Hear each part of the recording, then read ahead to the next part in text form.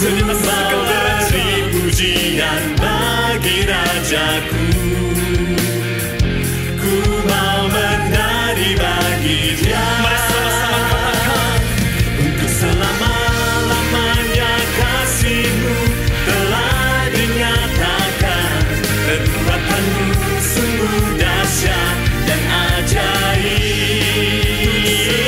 Untuk selama-lamanya nama-Mu masyhur dan terhormat. Kerajaan-Mu takkan dapat tergoncangkan. haleluya. Inilah iman kami Bapa, Engkau Allah yang tidak tergoncangkan. Dan bersama-sama dengan penuh keyakinan katakan, Karena Roh Allah di dalamku, ku mau bersuka, sukacitaku penuh oleh Roh. ku mau beri pujian bagi Engkau. Ku mau beri pujian bagi Rajaku. Ku mau menari bagi Dia. Untuk selama-lamanya kasih-Mu telah dinyatakan. Perbuatan-Mu sungguh dahsyat dan ajaib. Untuk selama-lamanya nama-Mu masyhur dan terhormat. Kerajaan-Mu takkan dapat tergoncangkan.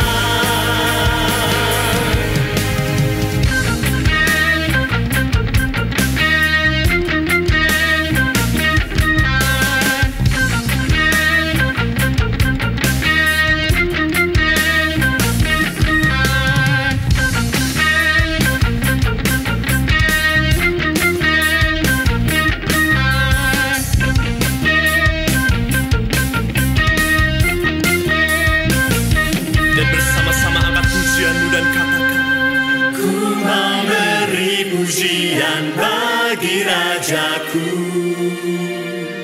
Ku mau menari bagi Dia. Untuk selama-lamanya kasih-Mu telah dinyatakan. Perbuatan-Mu sungguh dahsyat dan ajaib.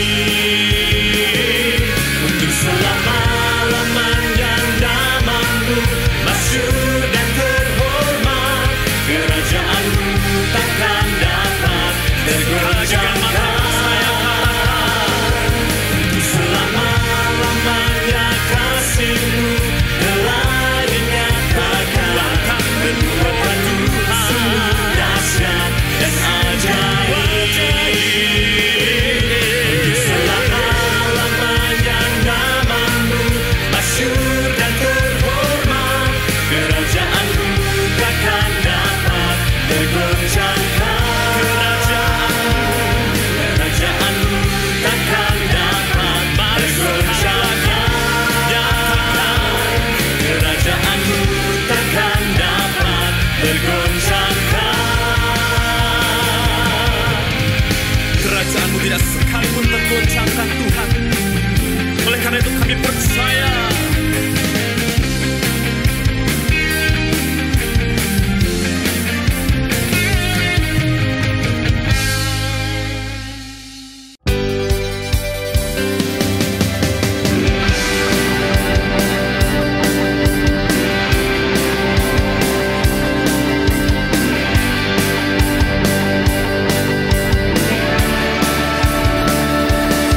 Engkaulah Allah yang terhebat, berkuasa di atas segalanya.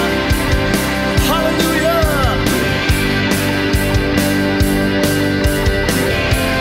Dan mari sama-sama nyatakan Dia Allah yang berkuasa. Engkau yang berkuasa di atas segala yang ada di dalam dunia. Kuasa-Mu sempurna, Kau yang terhebat, tak ada yang bisa melebihi-Mu, sebab Engkaulah yang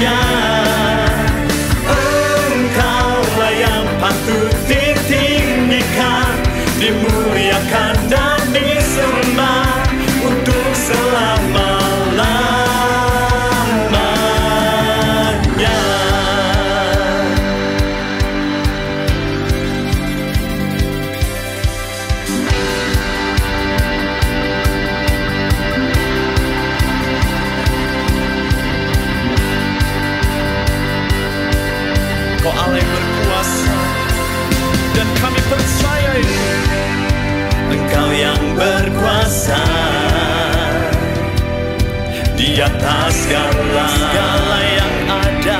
yang ada di dalam dunia. Kuasamu sempurna, Kau yang terhebat, tak ada yang bisa melebihimu, sebab Engkaulah yang berkuasa.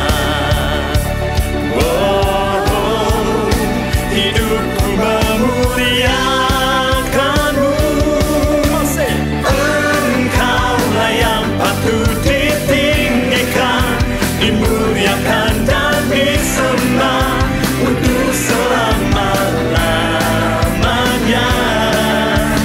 Engkaulah yang patut ditinggikan, dimuliakan dan disembah untuk selama-lamanya.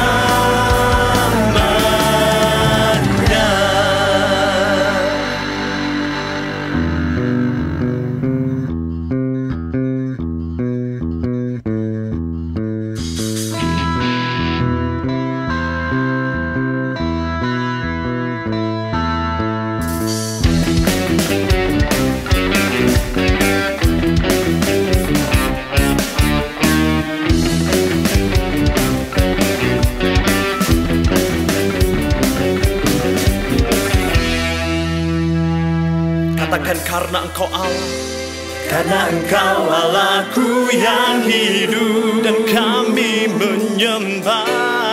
Seumur hidupku menyembah-Mu, kasih karunia-Mu, sebab kasih karunia-Mu padaku sepanjang kehidupan kami Tuhan. Sepanjang hidupku memuji-Mu, memuji-Mu, memuji-Mu, memuji-Mu. Engkaulah yang patut ditinggikan, dimuliakan dan disembah untuk selama-lamanya. Engkaulah yang patut ditinggikan, dimuliakan dan disembah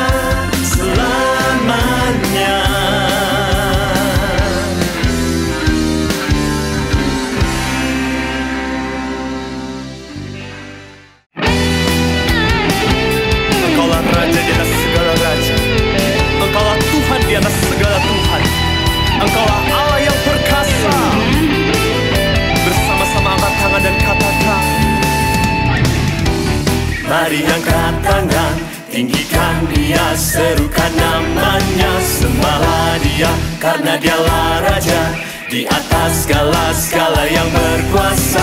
Karena Dia Raja, Allah perkasa, karena Dia Tuhan di atas segalanya. Karena Dia Raja, Allah perkasa, karena Dia Tuhan layak ditinggikan. Mari memuji Dia, oh marilah memuji Dia, mengangkat tinggi namanya, di bumi dan di surga, sorak-sorai memuji. Oh marilah memuji Dia, mengangkat tinggi namanya, surga bumi bersorak, sorak-sorai memujinya.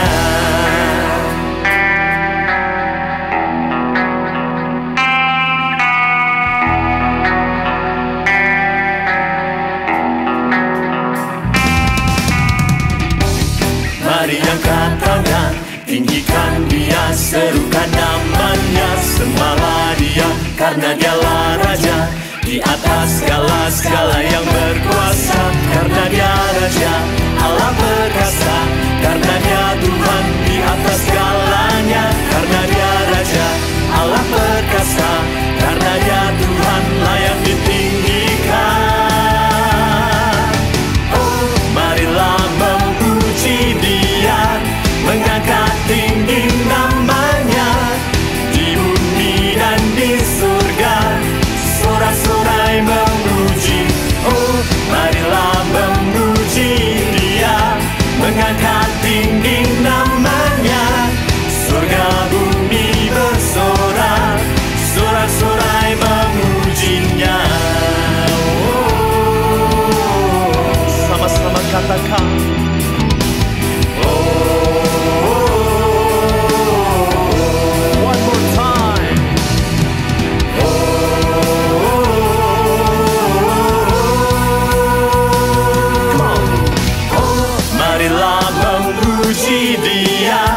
mengangkat tinggi namanya.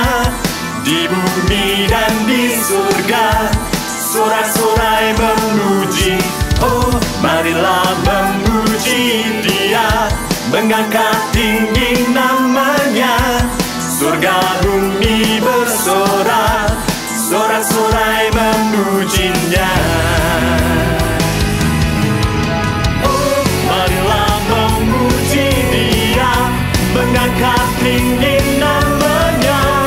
Di bumi dan di surga sorak-sorai memuji Tuhan. Oh, marilah memuji Dia, mengangkat tinggi namanya. Surga bumi bersorak, sorak-sorai memujinya. Sorak-sorai, sorak-sorai memujinya. Sorak-sorai memujinya. Terima kasih Tuhan, Bapa Allah perkasa di dalam hidup kami.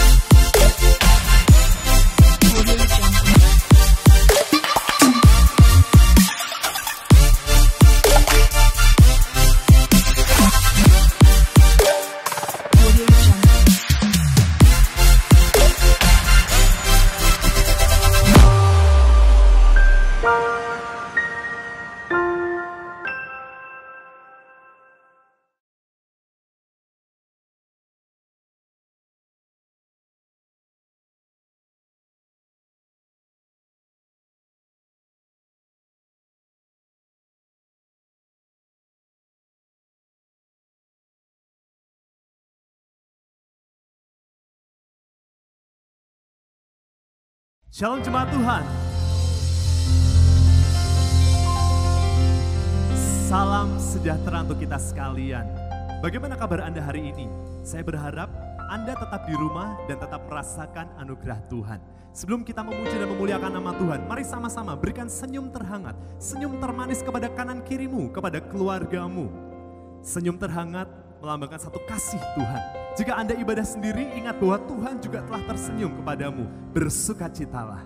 Terima kasih Tuhan, terima kasih. Mari bersama-sama kita berdoa. Terima kasih Tuhan, terima kasih Yesus buat kebaikan-Mu, buat kasih-Mu yang telah Kau curahkan dalam kehidupan kami. Kasih yang telah tercurah di dalam keluarga kami. Kami merasakan bahwa Kau begitu dahsyat di dalam kehidupan kami dan keluarga kami Bapa. Dan saat ini kami akan beribadah, kami akan memuji dan memuliakan nama-Mu. Berkatilah setiap kami Bapa, biarlah pujian ini memuliakan nama Tuhan. Di dalam nama Tuhan Yesus Kristus. Haleluya, amin. Mari saya undang semuanya bangkit berdiri di hadapan Tuhan. Dan berikan tepuk tangan yang paling meriah buat Yesus Kristus Tuhan. Haleluya. Segala puji syukur bagi Tuhan Raja di atas segala raja.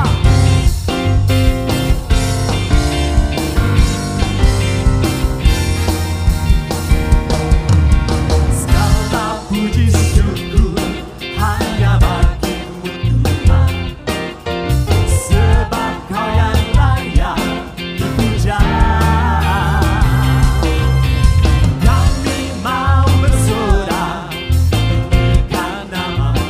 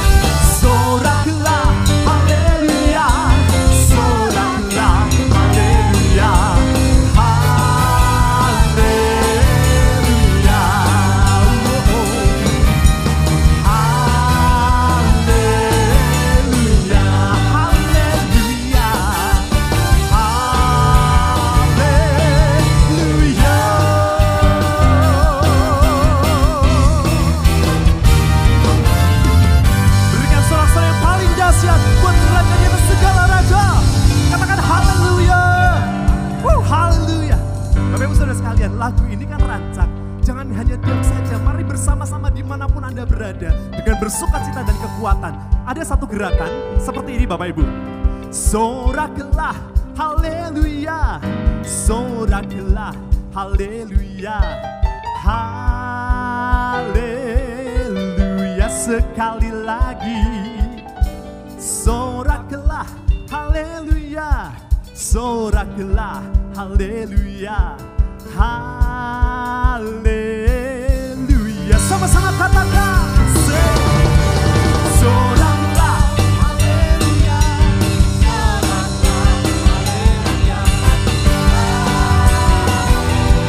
Jauh lebih semangat bagi Tuhan.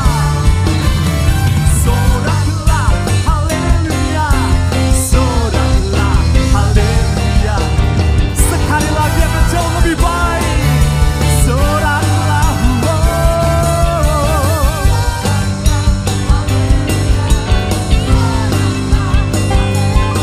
haleluya. Mari bersorak. Sorakilah, haleluya. Sorakilah, haleluya. Haleluya. Haleluya. Haleluya. Haleluya.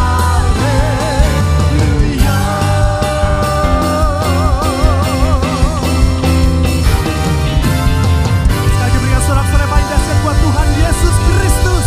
Haleluya. Sungguh Yesus itu dahsyat dalam kehidupan kita dan keluarga kita. Silakan duduk Bapak Ibu Saudara sekalian. Terima kasih Tuhan, terima kasih. Kaulah yang menyatakan kasih, yang mengikat dan mempersatukan setiap kami. Kami di dalam keluarga percaya bahwa Engkaulah kepala di dalam rumah tangga kami. Dan ketika kami meyakini itu, maka berkat kehidupan akan dicurahkan dalam keluarga kita senantiasa. Terima kasih Tuhan, terima kasih. Kami mau menyembah-Mu saat ini Tuhan. Kami mau bersyukur Engkau pusat kehidupan kami, pusat kehidupan keluarga kami.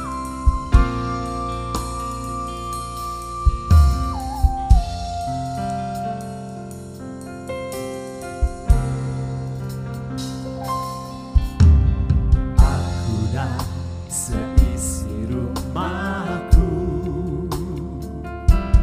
akan selalu menyembah-Mu,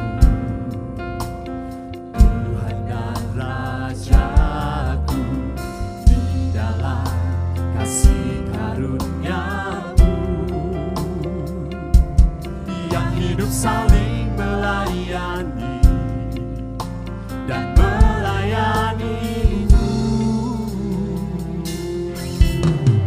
Aku dan seisi rumahku akan selalu menyembah-Mu, Tuhan dan Rajaku, di dalam kasih karunia-Mu yang hidup saling melayani dan melayani-Mu. Bila Tuhan menjadi kepala rumah ini, maka berkat kehidupan tercurah selalu. Datanglah kerajaan-Mu, jadilah kehendak-Mu, ku alami setiap waktu. Keluargaku adalah surgaku.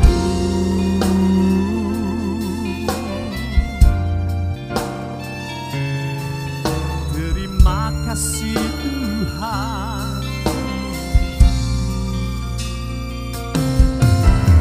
Aku dan seisi rumahku kami menyembah selalu Tuhan dan Raja.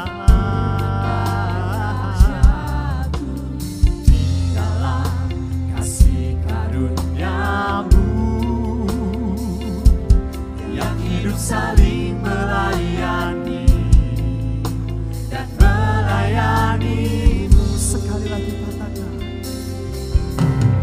aku dan seisi rumahku akan selalu menyembah Tuhan Rajaku.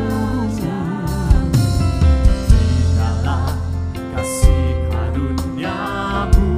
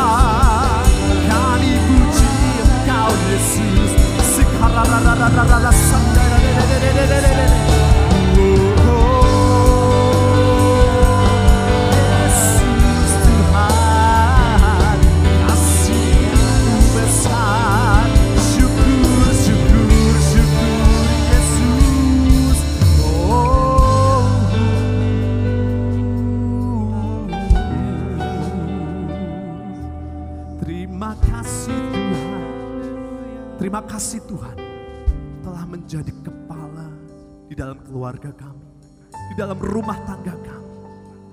Saat ini dimanapun kami berada, kami mau berkata bahwa Tuhan, nyatalah di keluarga kami, nyatalah di keluarga ini Tuhan. Karena kami mau membuka hati saat ini, di tempat kami berada. Kami mau angkat tangan kami mau tengadahkan tangan kami. Dan kami mau berkata, bila engkau menjadi kepala rumah ini, maka berkat anugerah itu akan tercurah. Sama-sama dengan iman, dimanapun Anda berada.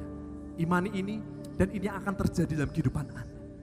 Bila Tuhan menjadi kepala rumah ini, maka berkat kehidupan tercurah selalu. Datanglah kerajaanmu, jadilah kehendak-Mu, ku alami setiap waktu. Sambil bangkit berdiri sekali di hadapan Tuhan Allah kita, angkat tanganmu dan katakan, bila Tuhan menjadi, bila Tuhan menjadi kepala rumah ini, maka berkat kehidupan dalam nama Yesus, berkat kehidupan terjadi di dalam nama Yesus. Terima kasih Tuhan. Jadilah kehendak-Mu, ku alami. Mari sekali lagi dengan mata percaya. Adalah surgaku.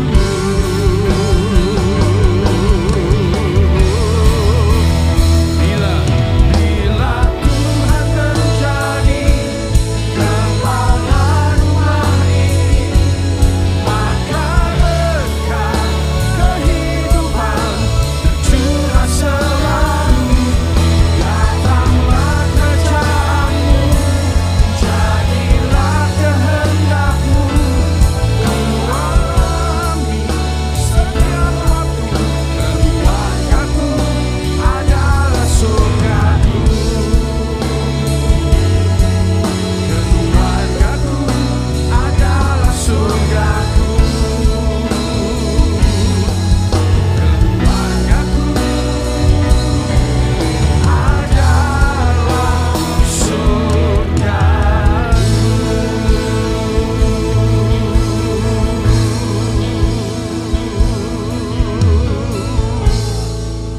Datanglah kerajaan-Mu, jadilah kehendak-Mu di hidup kami dan keluarga kami Tuhan. Kami tahu di bulan keluarga yang luar biasa ini, kami menerima berkat dan segala kebaikan Tuhan bersama dengan seluruh anggota keluarga kami.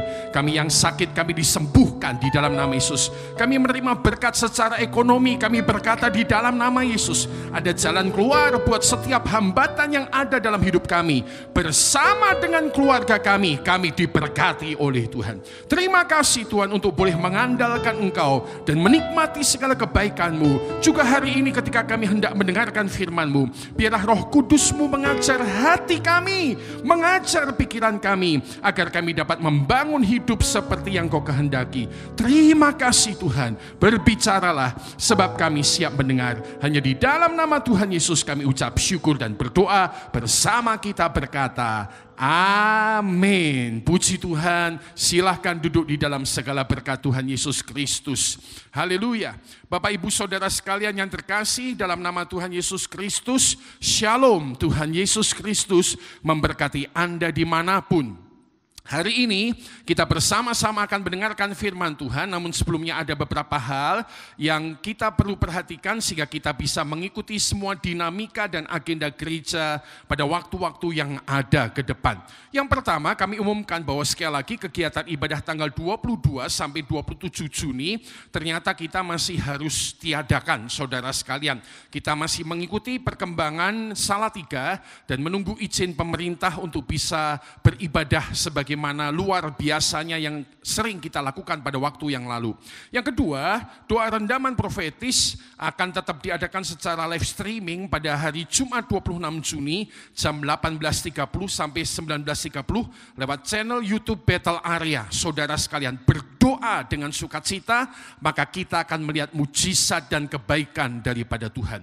Yang ketiga, saudara, kami umumkan hari ini bahwa tanggal 28 Juni ibadah masih akan tetap kita lakukan secara online service, satu kali pada jam 9 dan akan dirilai di Radio Elisa di 103,9 FM.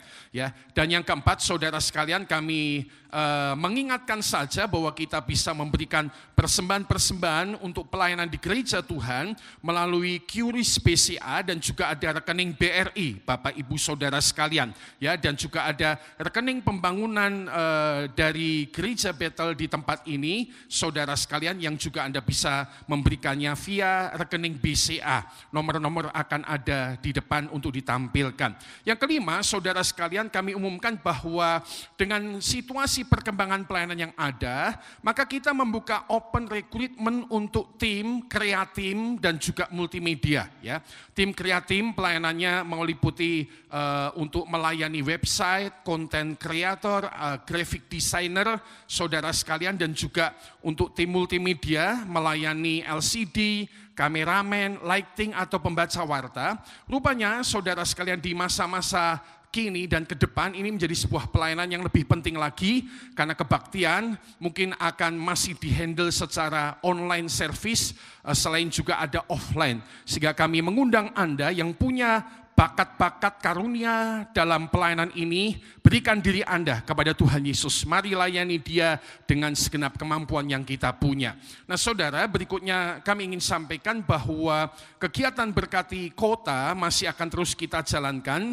Jika Bapak Ibu masih rindu mendukung pelayanan untuk ke dalam dan keluar kepada masyarakat, Anda bisa memberikan persembahan dengan menambahkan catatan angka 19 di bagian belakang untuk pelayanan COVID-19, saudara sekalian. Dan pengumuman yang selanjutnya kami ingin sampaikan seperti minggu lalu sudah saya sampaikan bahwa gereja cabang kita di Ampel sedang membangun pusat kegiatan belajar masyarakat yang nanti akan dipakai untuk kepentingan pendidikan anak usia dini dan pusat pengembangan anak. Nah sekaligus kita bisa memakai untuk ruangan ibadah. Dan biarlah ini menjadi kesempatan kita menaburkan hal-hal yang baik. Anda bisa memberikan persembahan Anda, taburan Anda lewat BCA dari bendahara gereja. Dan saudara-saudara, melalui kesempatan hari ini saya sampaikan bahwa kita sedang mempersiapkan diri untuk persiapan ibadah new normal. Itulah sebabnya saudara sekalian, Anda bisa memperhatikan edaran baik WhatsApp ataupun Facebook yang kami bagikan ataupun dari IG gereja, sehingga kita bisa teredukasi atau terdidik untuk budaya atau kultur baru yang akan kita jalani bersama-sama untuk ibadah-ibadah ke depan. Oleh sebab itu, biarlah nanti kita bisa memperhatikan lewat video-video yang ada dan kita bisa menerima pemahaman yang diberkati oleh Tuhan. Nah sekarang bersama-sama kita akan mendengarkan berita firman Tuhan, Bapak Ibu Saudara sekalian, dan kita masih akan merenungkan hal-hal yang indah tentang keluarga kita. Minggu pertama kita belajar tentang bagaimana kita perlu punya keintiman dalam keluarga. Minggu kedua kita belajar tentang bagaimana kita harus punya pemuritan di dalam keluarga. Keluarga bukan hanya sekedar kehidupan biasa seorang suami, istri, orang tua dan anak, tetapi menjadi wadah tempat pemuritan. Dan yang ketiga kita akan sharing hari ini tentang bagaimana menyelesaikan konflik di dalam keluarga. Saudara sekalian, seperti Anda sudah dengar lewat saya ataupun hamba-hamba Tuhan yang lain di masa khusus COVID-19 ini, maka kita mendengarkan bahwa ada laporan-laporan kekerasan dalam rumah tangga yang meningkat. Ada konflik-konflik dalam rumah tangga yang meningkat, saudara sekalian. sekalian. Bahkan tuntutan-tuntutan perceraian yang meningkat di banyak tempat, bahkan di banyak negara. Saudara, kalau saya merenungkan, ini sebetulnya yang terjadi adalah bahwa selama ini di dalam keluarga-keluarga itu sudah ada masalah sebetulnya, sudah ada masalah, sudah ada konflik, tapi tidak pernah diselesaikan sebagaimana seharusnya. Konflik dulu ada, cuma mungkin karena mungkin suami-suami, pria-pria banyak bekerja di luar, pulang malam, jadi konflik mungkin tidak banyak dibicarakan. Nah sekarang ketika masa COVID-19, mereka bekerja dari rumah, ketemu tiap hari, maka saudara semua simpanan yang selama ini ada dalam hidup mereka meledak, saudara sekalian. Itulah sebabnya KDRT, kekerasan dalam rumah tangga meningkat, tuntutan perceraian meningkat.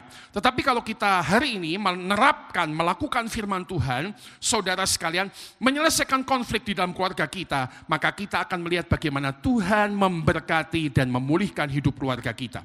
Nah, Alkitab kita akan merenungkan dimulai dari satu firman Tuhan di dalam Amsal pasal yang ke-27 ayat yang ke-17.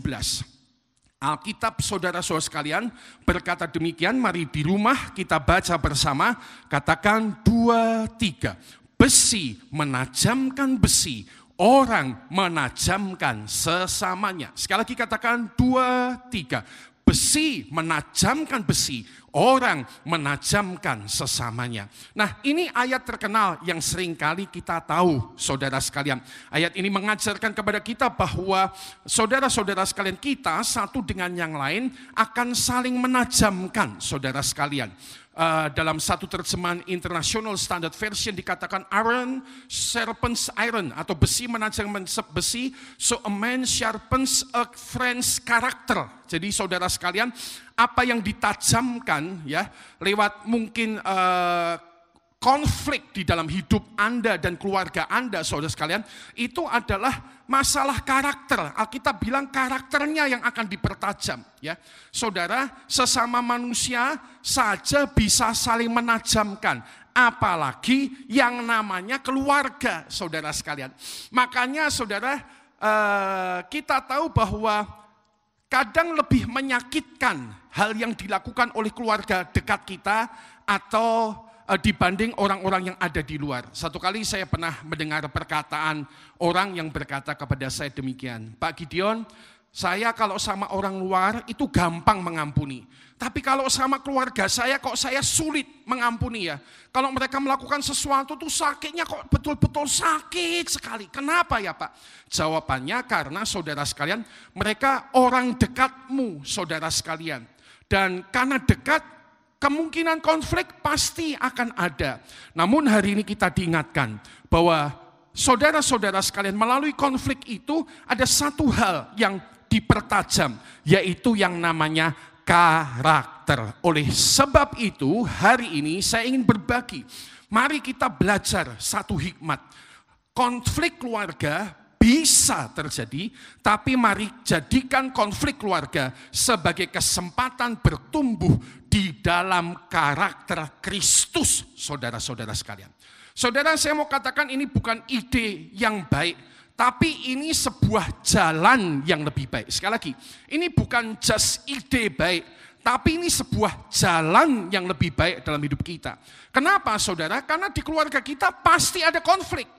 Sekali lagi saya harus berkata dengan jelas, di keluarga kita pasti ada konflik. Bohong kalau keluarga nggak ada konflik. Mungkin kalau keluarga itu tampaknya aman dan tidak ada konflik, karena selama ini mungkin salah satu pihak banyak menutup mulut dan tidak membicarakannya. Itu bukan berarti konflik selesai.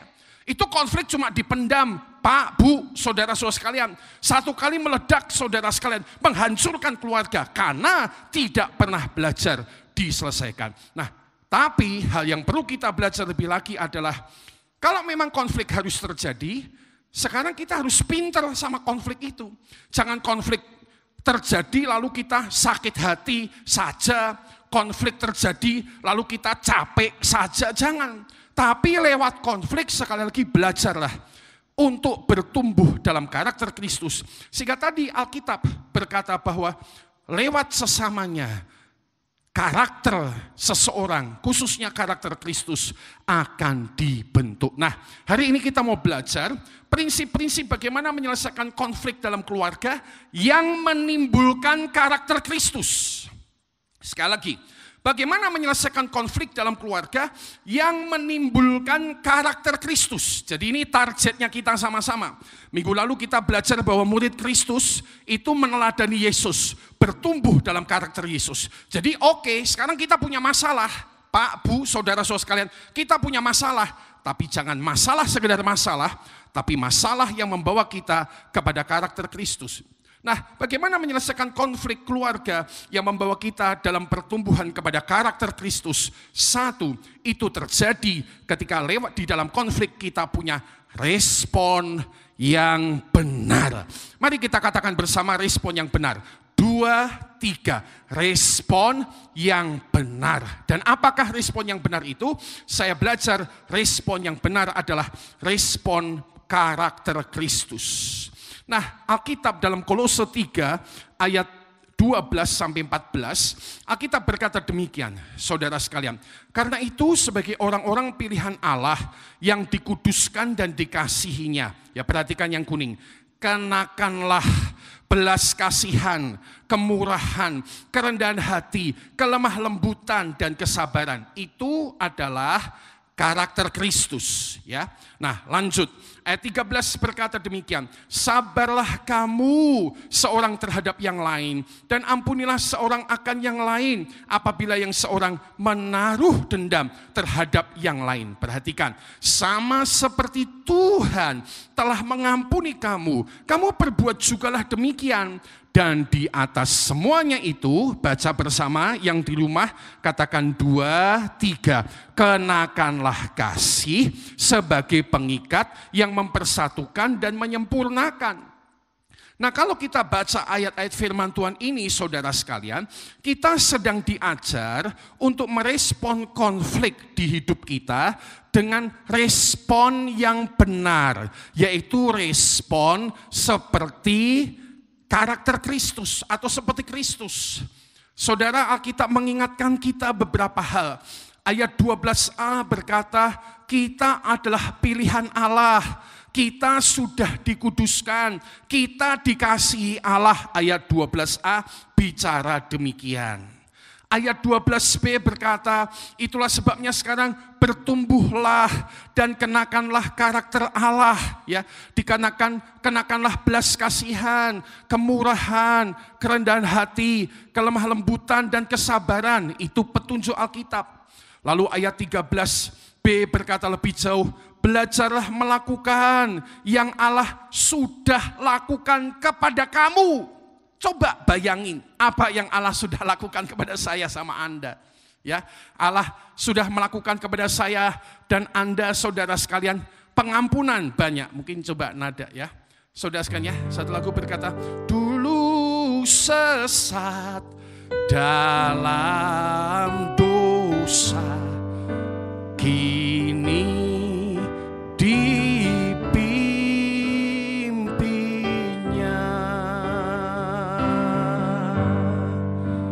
sangat besar anugerahnya yang telah ku terima.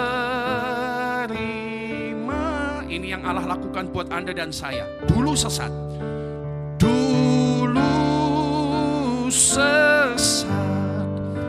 dalam dosa, kini dipimpinnya. Nah, Alkitab bilang belajar melakukan yang Allah sudah lakukan sama kita. Alkitab bilang tadi, ya, Tuhan sudah sabar sama kita, sabar sama yang lain. Tuhan sudah ampuni kita, ampuni yang lain, saudara-saudara sekalian. Jadi prinsip pertama dalam penyelesaian konflik adalah demikian, saudara sekalian, ya.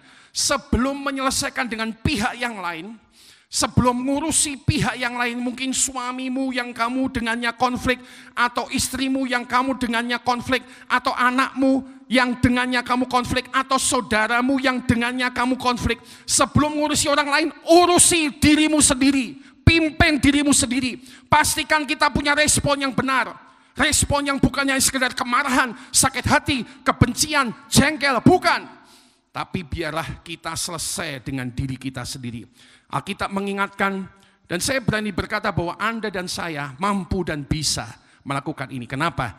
Karena Roh Kudus ada menolong dan menghibur kita. Yang sukacita katakan amin, saudara sekalian. Dan yang kedua, saudara sekalian, kita diajar untuk memimpin diri sendiri lebih dulu sebelum kita ngurusi orang lain. Nah, kalau kita ngerti prinsip ini, respon kita itu penting sebelum kita ngurusi orang lain yang berkonflik dengan kita. Maka saudara sekalian, kita akan bisa menyelesaikan konflik di hidup kita. Saya teringat satu kali ada seminar dari John Maxwell dan istrinya, saudara sekalian. Dan seminar itu begitu bagus tentang keluarga salah satunya. Lalu seorang peserta berdiri dan tanya, ya, Ibu John Maxwell, jadi ada pertanyaan kepada istrinya John Maxwell. Apakah John Maxwell itu, apakah kamu tuh berbahagia dengan John Maxwell dalam hidup pernikahanmu? Jadi pertanyaannya sekali lagi saya ulangi, ditanyakan demikian, apakah kamu bahagia dengan pernikahanmu dengan John Maxwell? Nah, istrinya dia bilang begini, jawabannya, kebahagiaan saya tidak tergantung kepada suami saya. John Maxwell, suami saya memang orang yang baik, tapi dia bukan orang sempurna, punya kelemahan, punya kekurangan. Tapi kebahagiaan saya tergantung kepada keputusan saya.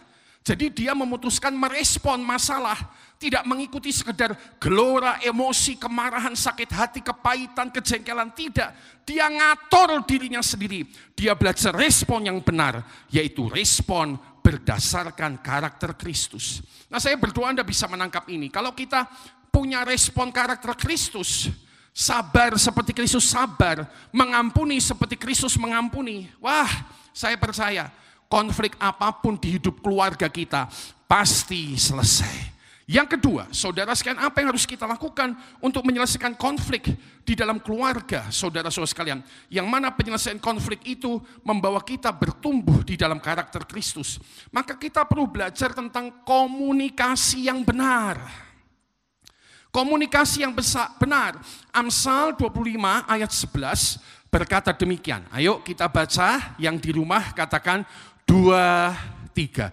Perkataan yang diucapkan tepat pada waktunya adalah seperti buah apel emas di pinggan perak. Nah, ini bicara tentang saudara komunikasi yang tepat, ya. Alkitab dalam The Message menulis dengan cantik, dikatakan the right word at the right time. Jadi waktunya harus tepat. Kata-kata tepat pada waktu yang tepat is like a custom-made piece of jewelry, saudara sekalian. Jadi seperti sebuah perhiasan yang di-custom, ya, yang dibuat secara khusus, ya.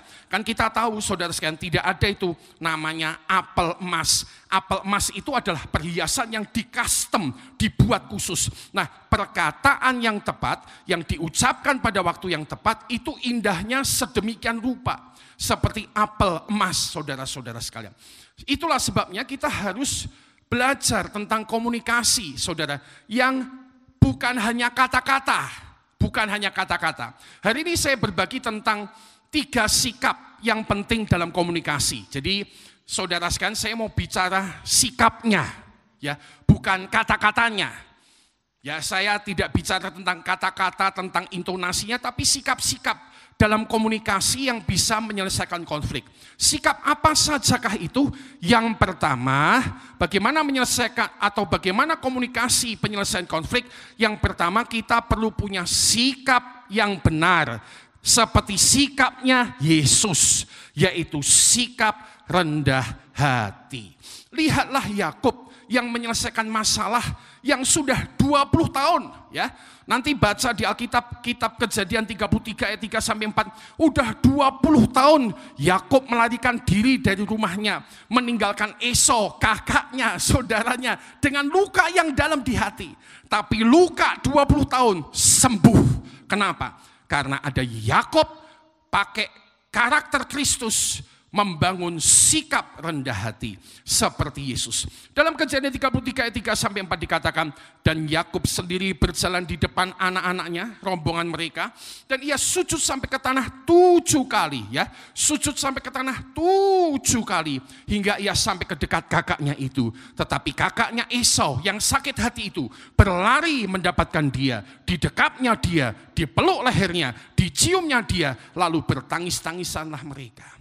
Saudara sekalian, hari itu luka 20 tahun sembuh.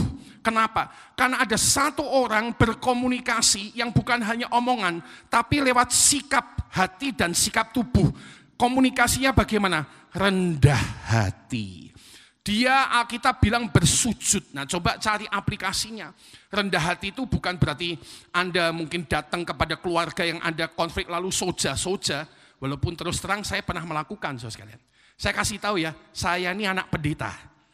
Keluarga pendeta itu mestinya bagus, tapi ternyata juga tetap ada konflik.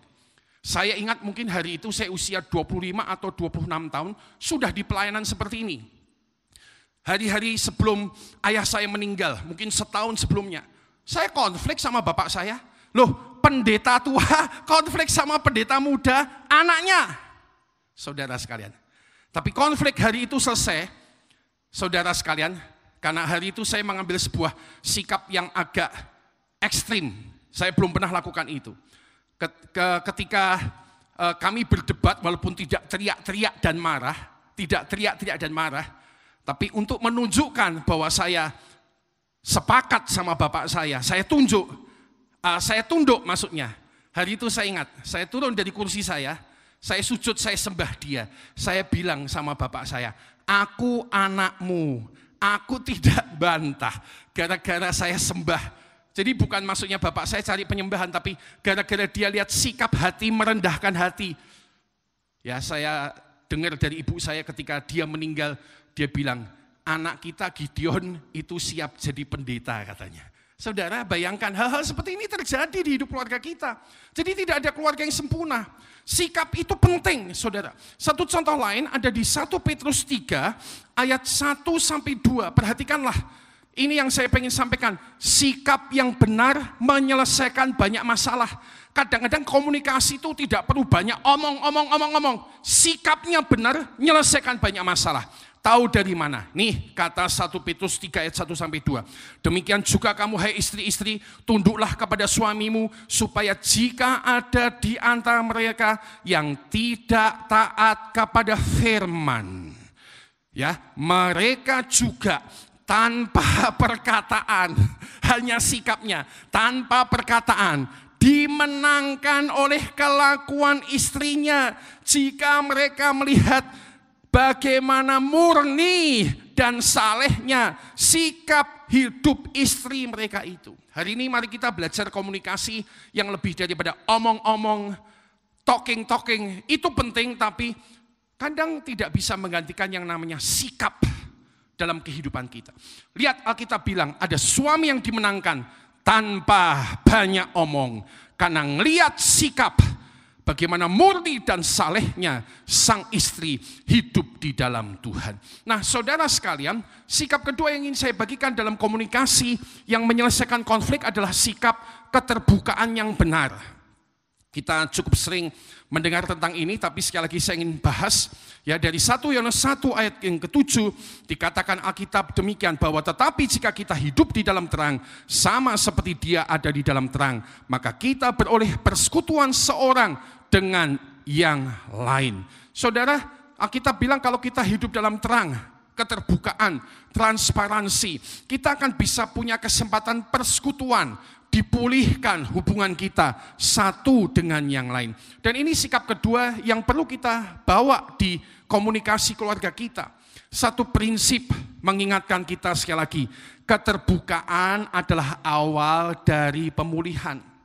Nah, seperti saya bilang tadi, ya, banyak orang tidak berani terbuka dengan masalah konflik di keluarga. Banyak orang yang bilang, ya sudahlah, saya tutup mulut saja. Ya sudahlah, saya pendam sendiri. Yang penting semua kelihatan aman, tapi tahu-tahu meledak. Saudara sekalian, hati-hati. Konflik perlu belajar diselesaikan, dan salah satu prinsip komunikasinya adalah terbuka, keterbukaan awal dari pemulihan. Nah, saya mengingatkan bahwa tadi ada kalimat keterbukaan yang benar. Artinya apa, saudara sekalian? Keterbukaan yang tepat, keterbukaan yang proporsional, ya. Saudara, bukan berarti kita menyembunyikan sesuatu hal, tidak.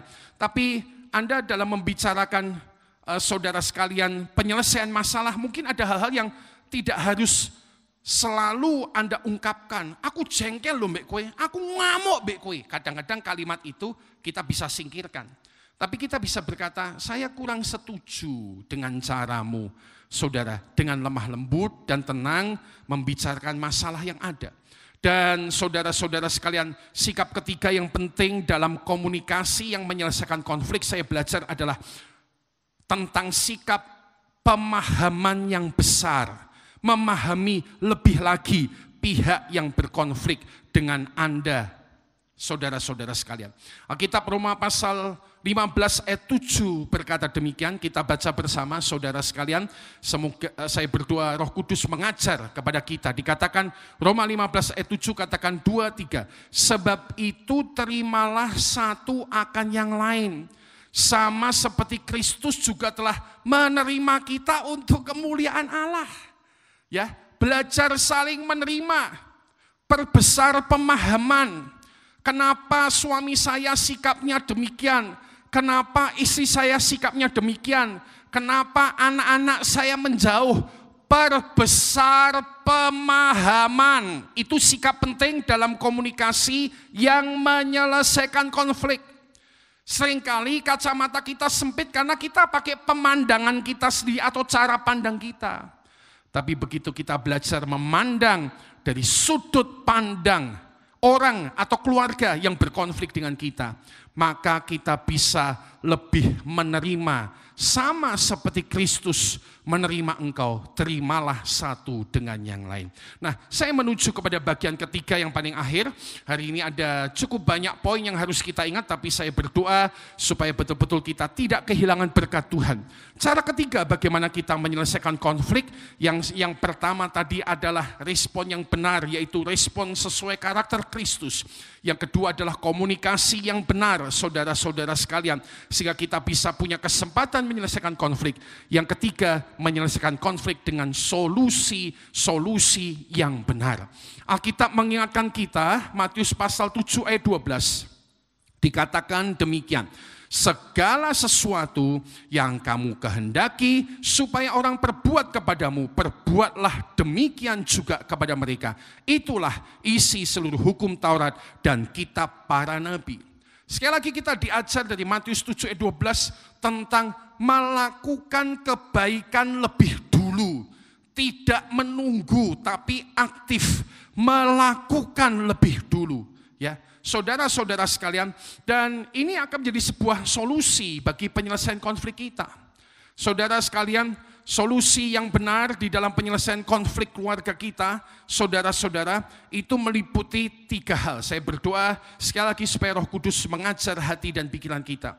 Yang pertama, saudara-saudara sekalian, solusi yang benar setelah kita responnya tepat seperti responnya Kristus, lalu kita mengkomunikasikannya, ada kerendahan hati, saudara-saudara, ada keterbukaan, ya, dan ada pemahaman yang lebih besar, saudara, maka solusi yang benar yang pertama adalah mulai memahami keseimbangan peran masing-masing.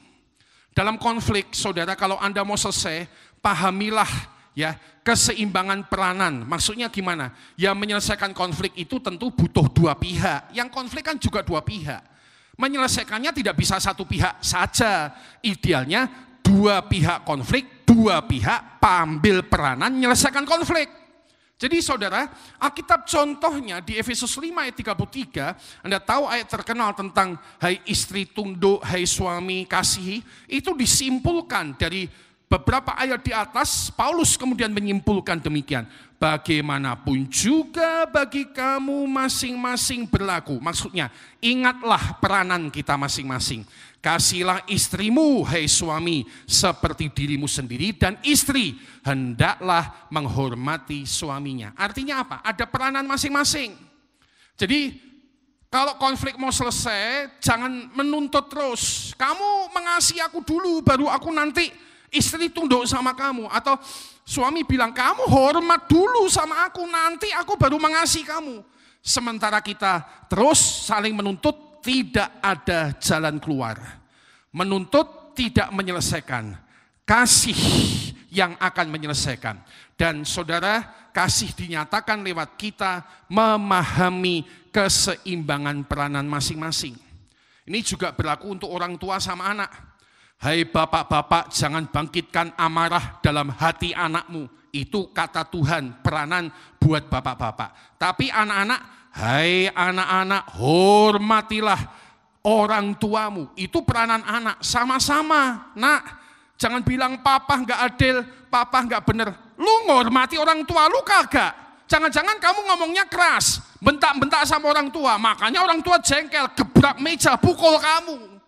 Jadi saudara sekalian, kalau betul-betul mau selesaikan konflik, ya, satu responnya Yesus itu penting. Respon karakter Yesus, ya. Makanya dari waktu ke waktu kita terus belajar. Ku mau sepertimu Yesus, disempurnakan selalu dalam segenap jalanku, memuliakan namamu. Ayo bertumbuh dalam karakter Yesus Kristus. Yang kedua saudara sekalian, bagian B, bagaimana solusi yang benar adalah kita kemudian memiliki keputusan menjalankan peranan kita masing-masing. Yang tadi adalah kita harus memahami keseimbangan peranan kita. Yang bagian B, sekarang pemahaman akan peranan diputuskan, maksudnya dilakukan. Amos pasal 3 ayat 3 mengingatkan bahwa akan berjalankah dua orang bersama-sama jika mereka belum berjanji. Jadi usul saya adalah dalam penyelesaian konflik, masing-masing memahami peranannya, lalu bilang gini, bahasanya itu gini, oke ya, saya jalankan peranan saya, kamu juga jalankan perananmu. Itu dengan kita berjanji demikian, maka kita punya kemajuan untuk langkah penyelesaian konflik di hidup keluarga kita. Dan yang ketiga, ini yang paling penting, saudara sekalian, tetap lakukan ya yang baik lebih dulu, ya. Kita diingatkan sekali lagi Matius 7 ayat 12, ya, segala sesuatu ya yang kamu kehendaki supaya orang perbuat kepadamu, perbuatlah demikian juga dulu kepada mereka. Maksudnya apa? Kita harus jujur bahwa kadang-kadang setelah kita bikin komitmen, bisa satu pihak tidak menjalankan komitmennya. Ada suami atau si yang bilang, saya sudah berubah, dia belum berubah. Ya saudara sekalian, memang hidup tidak ideal. Tapi saya mau dorong kita, kalau memang orang yang dengannya kita berkonflik atau keluarga yang dengannya kita berkonflik belum mau berubah, ini yang saya dorong. Ayo lakukan yang baik lebih dulu dari hidup kita. Karena yang paling penting pada akhirnya karakter Yesus lahir dalam hidup Anda dan kehidupan saya. Saudara, ku mau sepertimu Yesus, itu yang paling penting. Disempurnakan selalu dalam segenap jalanku, memuliakan namamu. Mungkin konflik kita belum selesai. Mungkin suami, istri, anak, orang tua kita belum selesai. Tapi saya kasih tahu, kamu tambah makin seperti Yesus di hidupmu. Ketika engkau respon seperti respon Yesus, menanggapi dengan cara tanggap Yesus. Itu yang paling penting bagi hidup seorang. Ingat minggu lalu kita belajar murid Yesus sejati. Menutup firman Tuhan hari ini, saudara-saudara sekalian, kesimpulan daripada firman Tuhan adalah bahwa saudara-saudara sekalian, konflik dalam keluarga pasti terjadi. Sekali lagi, tidak ada keluarga sempurna. Keluarga saya seorang pendeta pun telah pernah berkonflik.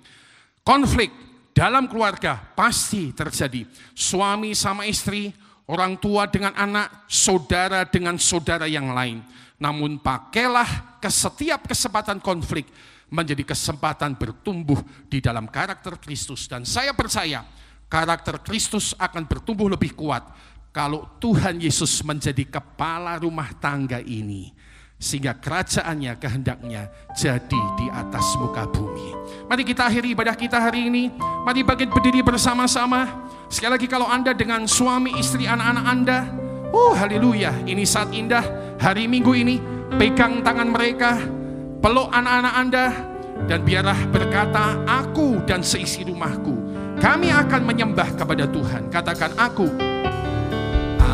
dan seisi rumahku akan selalu menyembah-Mu, Tuhan, Tuhan dan Raja-Mu, di dalam kasih karunia-Mu, oh Roh Tuhan, yang hidup saling melayani dan melayani-Mu. Sekali lagi katakan, aku dan seisi rumahku. Mari persembahkan keluarga kita. Amin. Tuhan dan Raja-Mu, di dalam kasih karunia-Mu, yang hidup saling melayani dan melayani-Mu. Bila Tuhan menjadi kepala rumah ini, maka berkat kehidupan tercurah selalu. Datanglah kerajaan-Mu, jadilah kehendak-Mu. Oh ya, ku alami setiap waktu, keluargaku adalah surgaku. Mari di tempat-tempat Anda berada, bangkit berdiri. Di rumah-rumahmu bangkit berdiri dan katakan, aku dan gandeng istrimu, gandeng suamimu, peluk anak-anakmu. Mari berdoa bersama-sama. Haleluya. Tuhan dan Raja, di dalam kasih karunia-Mu, ya, yang hidup saling melayani dan melayani.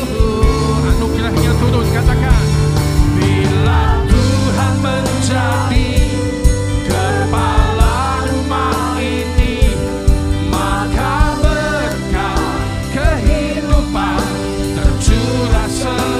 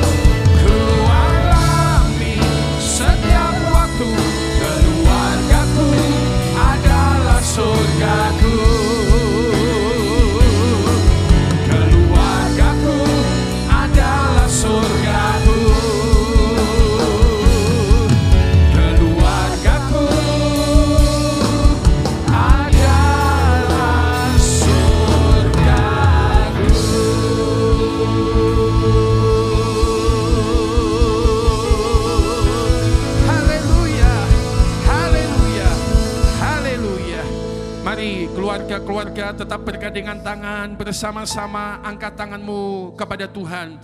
Angkat gandengan tanganmu kepada Tuhan. Dan hari ini turunlah berkat kehidupan, kemampuan untuk merespon konflik di keluarga dengan karakter Yesus. Sabar seperti Yesus sabar, mengampuni seperti Yesus mengampuni, menerima seperti Yesus menerima. Kemampuan komunikasi, sikap hati yang rendah hati, sikap hati yang terbuka, membicarakan dengan tenang tanpa kemarahan. Turunlah juga kemampuan untuk memahami lebih besar. Dan pada akhirnya biarlah setiap keluarga memahami peranannya. Orang tua, anak, suami, istri, saudara dengan saudara memahami peranannya masing-masing. Turunlah kemampuan ilahi. Roh Kudus memimpin, menuntun, menghibur. Turunlah hikmat dari Tuhan. Keluarga kita, keluarga kami menjadi keluarga seperti surga yang ada di atas muka bumi. Terima kasih Bapa Surgawi.